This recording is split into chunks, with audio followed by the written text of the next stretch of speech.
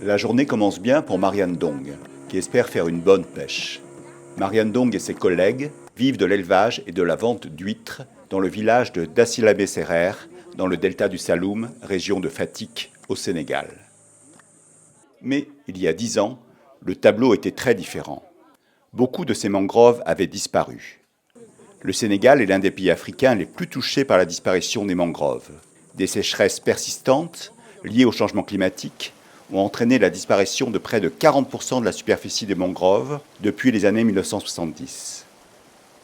Les mangroves ne servent pas seulement à faire prospérer la faune et la flore marine, comme les crustacés, mais elles constituent également une barrière protectrice entre la terre et la mer.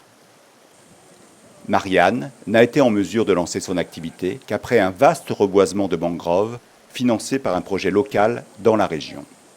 Reboisement moom njëriñ bu bari moo ci nekk ndax tey boo gisee géej gi jëlul suñu dëkk bi lu ñuy reboiser moo tax waaye bu ñu bàyyi woon nii mangrove bi dee ba dara nekkatu ci géej gi day am doole pour yegg si suñu dëkk yi waaye booy reboiser gis nga poto bi nu mu taajoo si mangrove bi day tax géej gi du mun a am doole pour yegg si kaw dëkk bi.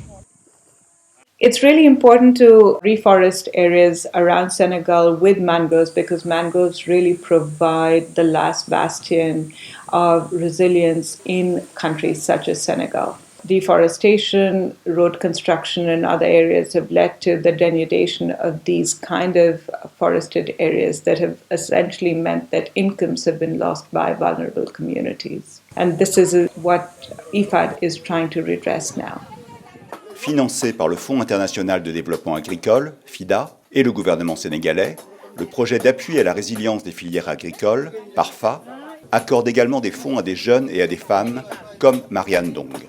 Cela inclut des prêts et des formations sur la manière d'ajouter de la valeur à leurs produits. ba ma dalee commencé liggéey bi yokkute bu bari am nañ ko ci ndax xamuñ woon ne dañuy élever ay yoxos xamun woon tam dañuy def pépinière yoxos ba mu mun a màgg fu mu nekk ni wàññeeku na si ñun baxalatuñu yoxos di ko weer di ci am lu tuuti boo ko defee transformation boobu dangay ci ngay gën a am lu bëri daal ndax yoxos bu wow boo yóbbee paan dem weer ko du faj dara mais bu dee def nga ko transformation dugal ko ci bocal yi tuuti ngay jël mu fees bocal nga dem jaayi ko. Grâce à ses revenus tirés de l'élevage et de la vente d'huîtres, Marianne peut payer les études et les vêtements de ses enfants.